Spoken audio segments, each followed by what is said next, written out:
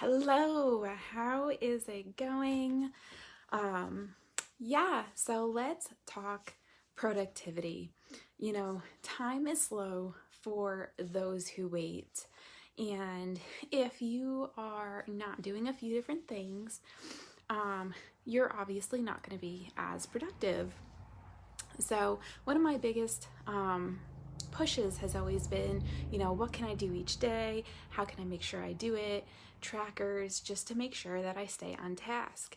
And sometimes things get in the way, and you're like, oh my gosh, I have to push this to another day. But what can you push, and what do you need to do now? So, I want to give you some tips to help you with your productivity. So, if you are new here, welcome. If you're returning, welcome as well. My name is Brooke Oakes, and I love to share tips and ideas that have helped me create some success in my business and my blog. And so let's dive in. If you find these tips helpful, please feel free to share out to help someone else and hit that like button so you can see future posts as well. Now, first tip that I have for you is that you have to be doing something, because in order to be productive, you have to be doing some sort of action that's going to get you somewhere. And this is where you have to figure out what it is that will accomplish something, or is it just busy work? You have to be able to tell the difference and pick which you're going to choose. And obviously, you want to be more productive. So what are those things that are more productive? Well, are you looking for more likes and followers? Are you looking to create more connections? Are you looking for sales? You have to decide which of those that you want to focus on, and that will decide what your productivity is going to look like. Because if you're trying to boost engagement, you're going to be asking more questions. You're going to be creating content that gets people interacting with you. And so that would be a lot different than what some of the other things might look like. And so some ways to help you, because a lot of times, raise your hand if you're kind of like me, you kind of get in your own way and you'll overthink things, or you'll think about things too much, and then you just get into this pattern that you need to break out of. I want to share with you some tips that help me break out of that pattern and stay on track. So first of all, don't fear failure. If you fear failure, you're not going to actually take action. That's where procrastination will set in, and you'll come up with reasons not to do something. If you fear failure, you're not going to be able to step up, step out, and be able to do what you want to accomplish, right?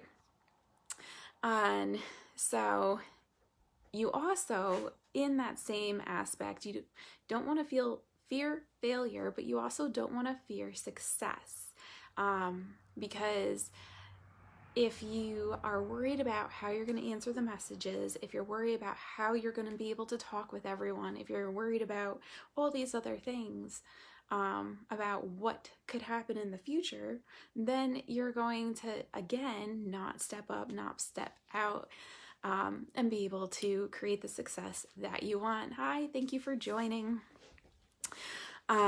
So what else do you need to do? You need to do you. You need to do what it is that you enjoy. You need to do what it is that you have fun with, because if you don't enjoy what you're doing, you're not going to do anything. I love to blog. I love to write. I've got 3 different blogs. I go out, I do my thing. But not a lot of people like to blog. Some people like video better. So if you are more of a video person, do more videos, share out more, promote those videos, and get people engaging and looking, and do it that way. So do what it is that you enjoy. Maybe you enjoy pictures if you like working with graphics and stuff. There's this really cool program that I use. Doesn't cost anything. It's called Canva. You go online. I like to use it from my phone. But you can also do it from your computer, and that'll allow you to do different graphics. So there are lots of different tools. You need to figure out what tools work for you. You need to figure out what it is that you enjoy doing and focus on those things, right? And stay calm. Don't get yourself all worked up about, all this stuff that you think you have to do.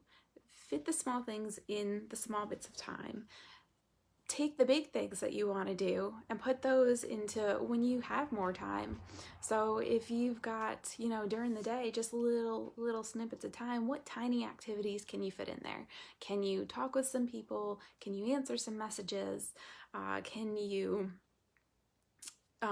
create little bits of content that you can use for your bigger project that you can do later in the day? Like I said, I'm a blogger, so when I do those big pieces, I'll fit in little bits in the day where I'll write parts and pieces of it, and then when I have time, I'll throw it all together, put it together, create my graphics, and then go. And it's so easy to do it if you set yourself up for success. You could use checklists, you could use Google Calendar, you could use Google Keep. I love Google Keep. If you've never used that, I think I need to do a how-to video on that one. That's one of my favorite things to use because it's like little sticky notes. So if you're a sticky note person and you're a tracker person, it's perfect. And if you're not on my newsletter, I send out little things here and there that help you throughout the day, and I can go, and a lot of times it's just stuff that people ask me, how do you do this? How do you do that? And I'll create something and I'll send it out. If I have a blog post that I can find somewhere, I'll share those out. And you're not in it alone. Find those people that are sharing the stuff that you want to hear. Find those people that are doing the things that you want to do. And of course, watch, because you can learn a lot from them. That's how I learned a lot of the stuff that I know, is by watching and connecting with other people. Another benefit of creating those connections, right? So I hope these tips help. If you have any questions, please let me know. And I hope you all have a wonderful day.